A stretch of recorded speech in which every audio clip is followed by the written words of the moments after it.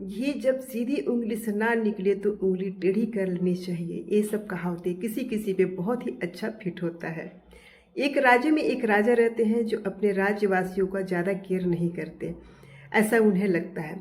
एक दिन राजा अपने सेनापति से कहते हैं कि इस राज्य में चूहे बहुत हो गए हैं, जिसके वजह से पूरा खेती नष्ट हो जा रहा है और पूरा शहर भी और राज्य भी गंदगी हो रहा है। इसका कुछ उपाय हमें सोचना चाहिए। सेनापति कहते हैं कि इसका उपाय है कि इस राज्य में हमें बिल्ली पाल लेनी चाहिए, जिसकी वजह से चूहे उसके डर से भाग जाएंगे। राजा को सेनापति का बात बहुत अच्छा लगता है और उन्हें आदेश देता है कि जहाँ से भी बिल्ली मिले आके इस राज्य में यहाँ पे लाओ। सेनापति ऐसा ही करते हैं, हर जगह से छोटे छोटे जितना भी बिल्ली मिलता है वो उस राज्य में ले आते हैं। एक दिन पूरे गांव वालों को राजा बुलाते हैं और उन्हें कहते हैं कि इसमें से एक एक बिल्ली सारे लेके जाएंगे और एक एक लीटर दूध उनके घर पहुंचेगा और 1 महीना तक उन्हें बिल्ली को उस दूध को पिला पिला के पालने के तंदुरुस्त करना है। सारे गांव वालों को एक एक बिल्ली दे दिया जाता है और वो अपने अपने घर ले जाते हैं और उसे पालना शुरू कर देते हैं। राज्यसभा से एक एक लीटर दूध हर रोज उनके घर जाता है। उसमें से एक किसान को एक चीज़ काम पसंद नहीं आता, उसे लगता है कि हम भूखे मर रहे हैं, कुछ काम राजा तो देती नहीं और एक बिल्ली पालने का काम दे दिए हैं और रोज़ उसके लिए 1 लीटर दूध भेजते हैं। किसान बहुत ही सोचता समझता है, उसके बाद उसके पास एक दिमाग आता है। वो कहता है क्यों न मैं इस दूध को अपने घर परिवार के लिए यूज कर लूँ। अब जो रोज़ दूध आता है उसे वो अपना बेच कर अपना घर परिवार चलाना शुरू कर देता है। और जब बिल्ली को पिलाने की बारी आती है तो उसे कुछ भी दे दे के खा के उसको छोटा मोटा चीज़ उसे पाल लेता है। ऐसे करते करते 1 महीना बीत जाता है और राज्यसभा से आदेश आता है कि सारे अपनी अपनी बिल्लियाँ लेके राज्यसभा में पहुँचे। सारे गांव वाले बिल्ली ले लेके अपने उस राज्यसभा में पहुँचते हैं और अपना अपना बिल्ली दिखाने लगते हैं। राजा बहुत खुश हो जाते हैं क्योंकि सारी बिल्लियाँ बहुत ही अच्छी तंदुरुस्त हो चुकी होती हैं, मोटी हो चुकी होती हैं। ये देख के राजा बहुत खुश हो जाते हैं।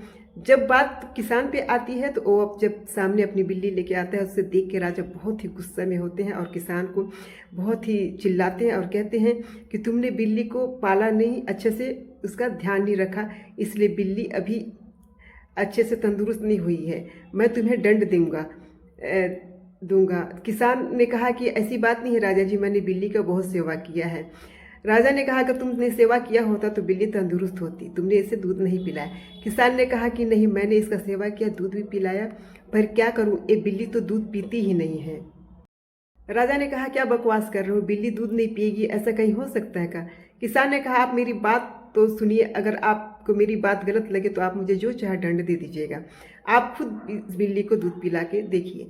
राजा ऐसे ही करते हैं, कटोरी में दूध मंगाते हैं और बिल्ली के सामने रख देते हैं। तब बिल्ली उस दूध को देख के भागने लगती है, नहीं पीती है। ये देख के राजा को बहुत आश्चर्य होता है और वहाँ पे सारे लोगों को आश्चर्य होता है कि बिल्ली दूध क्यों नहीं पी रही है। ऐसा देख के फिर राजा को किसान पे दया आ जाता है और वो किसान को जाने देते हैं, उसे दंड नहीं देते हैं। कहते हैं बिल्ली दूध ही नहीं पी रही है तो उसमें तुम्हारी क्या गलती है। ऐसा कह के किसान जब घर जाने लगता है तो एक गांव वाला किसान से पूछ लेता है, कहता है कि ऐसा तो हो नहीं सकता कि बिल्ली दूध नहीं पीती होगी, आखिर में तुमने ऐसा क्या किया? किसान कहता है ठीक है, आज मैं तुम्हें अपनी सच्चाई बता ही देता हूँ।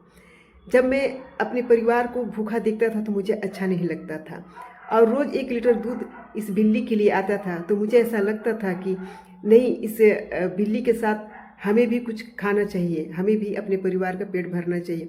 ऐसा सोच के मैंने उस 1 लीटर दूध को बेचकर पैसा ला के अपने परिवार का पेट भरा। और जहाँ बात रही बिल्ली को दूध देने का, तो मैंने बिल्ली को पहला दिन एक थोड़ा सा खौलता हुआ दूध कटोरी में रख के दिया। बिल्ली जब दूध को पीती है तो उसका मुँह जल जाता है। ऐसा मैंने दूसरे दिन भी किया, फिर उसका मुँह जल गया, तीसरे दिन भी किया। ऐसा मैंने लगातार 4-5 दिन किया, खौलता हुआ दूध दिया, बिल्ली पीती थी, उसका मुंह जल जाता था। ऐसा सोच के फिर बिल्ली को दूध से नफरत हो गया और उसके बाद अब ठंडा दूध भी वो नहीं पीती है, उसे ऐसा लगता है कि इसको पीने से मुंह जल जाएगा। ऐसा किया मैंने और अपना घर के परिवार का पेट पाला। किसान की बातें सुन के गाँव वाला बहुत ही कहता है कि सच कहा है किसी ने कि जब घी सीधी उंगली से ना निकले तो उंगली टेढ़ी कर ही लेनी चाहिए।